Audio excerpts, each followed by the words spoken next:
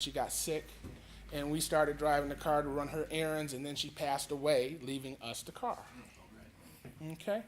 So I get to the impound lot to get the car out, and they said, "Are you Diane Morey?" I said, "No, I'm not Diane Morey." She said, "Well, the only person we can give this car to is Diane Morey." Wow. And I said, "Diane's been dead for 3 years. She ain't coming." I can't help you. That's all I can do. You got to get the title transferred, blah, blah, blah. Now, storage charge in the place is what, $20, $25 a day. Now, they're telling me I've got to get a change of title on this car, which, if just by mail, is going to take 7 days, right? So I decided to call GMAC, the people who own the car, right? Because I know she had a couple payments left. So I called GMAC, and I talking to the lady, and she says, "Are you Diane Morey?" And I said, "No, I'm not Diane Morey." He says, "Well, we can't talk to you unless you're Diane Morey or have power of attorney." And I said, "Well, okay, who's got power of attorney?" "Well, we can't tell you that." I said, "So what you want me to do is you want me to send you death certificates of every relative of mine that could possibly be power of attorney for the last 4 years in order for you to talk to me?" And she said, "Hold on." And she went to go talk to her supervisor. And she came back and she said, "I can tell you who the power of attorney is." I said, "Great, who is it?" She said, "Paul Herring."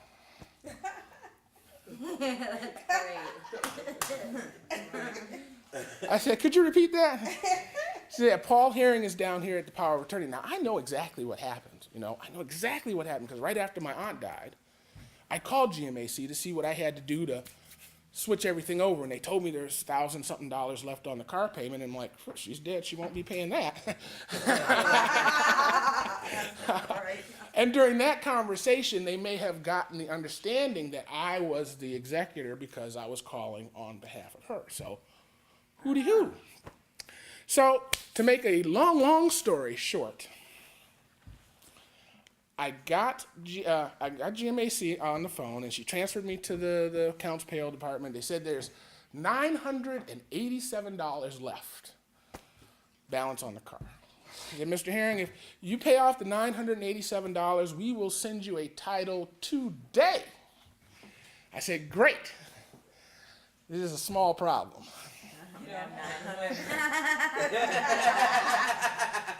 If I had $987, lady, I would buy another car. You hear me? So I said, "What's the best you can do? What can you do for me?" He says, "I could take $700. And I laughed again because $700. So I says, "Man, what about $5?" Guess what? I didn't have $5 either, right? Right. So he said he wasn't authorized to do $5, but he'd ask his supervisor, and his supervisor would see what he could do. So he comes back to the phone. He says, "Man, if you pay it today, we'll take $5. Okay?" So I got the Western Union information, and I got everything. He says, "You going to be able to make that payment today, Mr. Herring?" I said, "Well, bro, I need to be honest with you. I got $300 in my pocket right now. If I have to come up with the other $200, it's going to be another 2 weeks, and I guarantee you there will be an emergency between now and then that's going to eat it all up." He said, "Hold on." He came back on the phone. He said, "Mr. Herring, can you do the 300 in an hour?" And I said, "Man, I am on the way." I'm in the car right now. So I go to Walmart, Western Union him the money. He faxes the title to the Good Bean up here on Grand Traffic, right? Now, the Good Bean is earth conscious, okay? So in their fax machine, they have recycled paper. He uses his menus in his fax machine, right? So now, Friday, I go to get everything at the Secretary of State so I can go get my car, and the power is out down here. So I can't go here. It was already 3-something, and it was Saturday. I end up at the Secretary of State on Hill Road, and they do not want to take the title because it's printed on the back of a menu. And I told the guy, you have got to be joking. You know, everybody's talking about recycle and reduce the use and all this stuff, and we do it, and this is what we get? Right. Wow. So he goes and gets his supervisor, and the supervisor signs off on it. I get the car.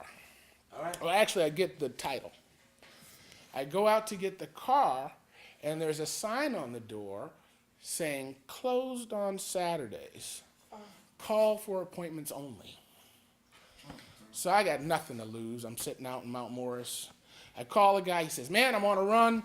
I'll be there in 20 minutes. 2 hours later, he gets there, feels guilty, takes off 4 days worth of storage, right? End up charging me $100 for storage. I get the car, and that's my story. All right.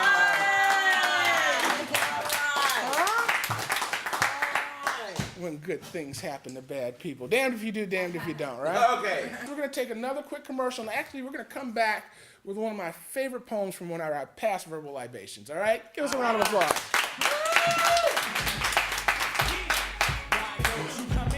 What I'm into, slip into darkness and listen. I rhyme monumental. Never I fault the halt to alter my ulterior assault. The inferior thoughts of feeble. In the process, the party weeble wobble, but it don't fall down. And it won't stall now.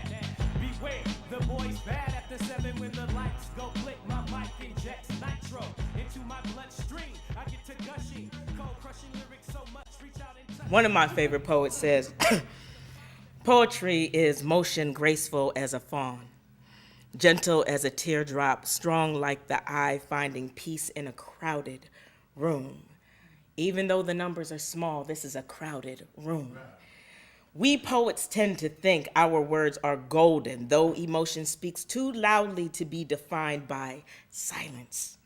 Sometimes after midnight or just before the dawn, we sit typewriter in hand, pulling loneliness around us, forgetting our lovers or children who are sleeping, ignoring the weary weariness of our own logic to compose a poem. No one understands it. It never says, love me, for poets are beyond love. It never says, accept me, for poems seek not acceptance but controversy. It only says, I am, and therefore I concede that you are too. And so my response, what response should I give you? And so my response, maybe I will go off of what you talked about with poetry, is I've stepped away from spoken word for a minute because I'm a little bit lost when I see people hit the stage. And so I loved what you crafted. I'm not a great poet, but I can inspire someone else. And so I love what Tupac says when he says, you know what? If I've reached one, I've done my job. So I'm trying to play on that when I say I've lost my way in this spoken journey we share on stage between two, me and you. It's an artist way, a game we play. It's the desire to be seen, heard, felt, and found out. Because in all my fears and worry that my story may not come out sideways, my arms may not move in the correct manner, my voice may not elevate in the right place, I am reminded that these words aren't really my creation anyway. Because rather than shaping who I am, it's just me who I am on earth only for a moment. And that scares the hell out of me. It scares me to know that tomorrow may not come, and that I have wasted endless hours trying to figure out what my calling is because I just didn't feel enough joy in waking up and conversing in new epistolic levels of truth. I mean, I really can't quote anybody anyway. I can't espouse a long history of any subject for too long because I just didn't take the time to learn it. I stayed in school because that's what you do in my position. And I didn't take full advantage, so I'm playing catch up today. And that fear is here. The fear is that I am starting pretty late in the game to find my way into knowledge, to be credible at something before tomorrow comes. That's scary for me. Because what if tomorrow comes and I'm still asleep? And I'm not complaining about my job, at least not fully. I'm complaining about who I am. I am complaining that I am doing nothing about my indifference. simply getting dumber by the minute because it's comfortable to be dumb. I know. And this is my story, not yours. This is a self-pity party poem. It's I'm trying to find my way back home. It's a desperate cry for help. And I'm dying quickly, getting real tired of myself.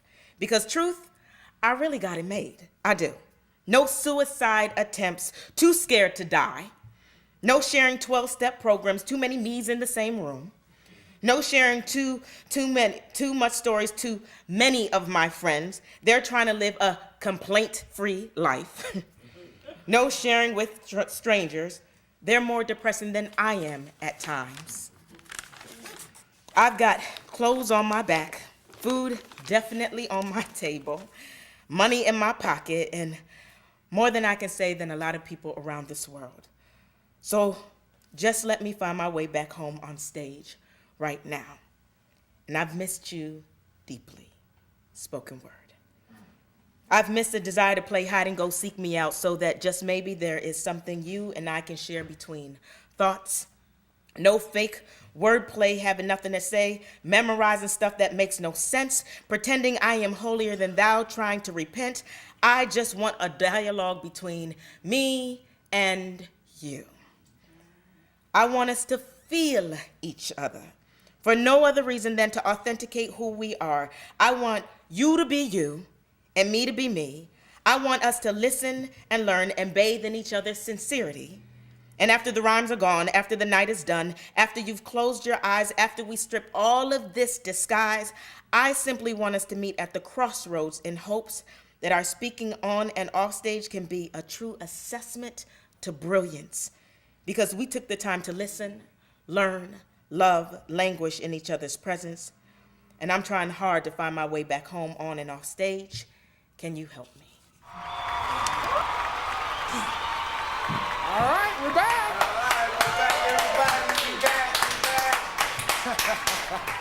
Man, Mary Jane, listen, we're here the fourth Tuesday of every month. What is it, March now? Yes. Right? So we'll be here April, we'll be here May. I don't think we're going to be here June because we're going to be where? Juneteenth. Man, he was listening. Juneteenth celebration, June 16th through the 19th, Riverbank Park. The committee is now meeting the 19th of every month. If you want to get involved, if you want to join the village, I want you to give me a call at 810-239-2901. You know, Juneteenth is a time to reflect and rejoice, and we can use you, your organization, your church, your neighborhood, your family to make this the biggest and best Juneteenth celebration ever. All right. With that said, I got to get this brother one more time. We're going to bring up Brother Leroy. Come on, I think Leroy. he's got one more. I think he's got one more in him. All right.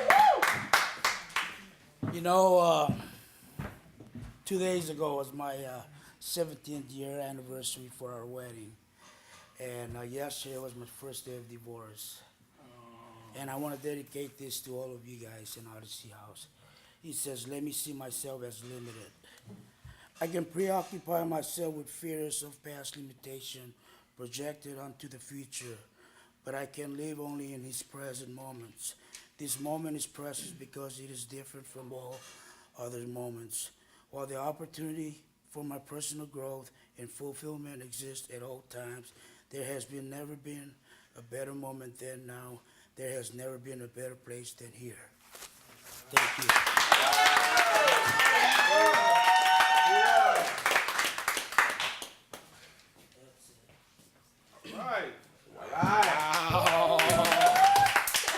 It's getting better and better, isn't it? Yeah. Hey, now, why'd you do that the first one, man? I like that one.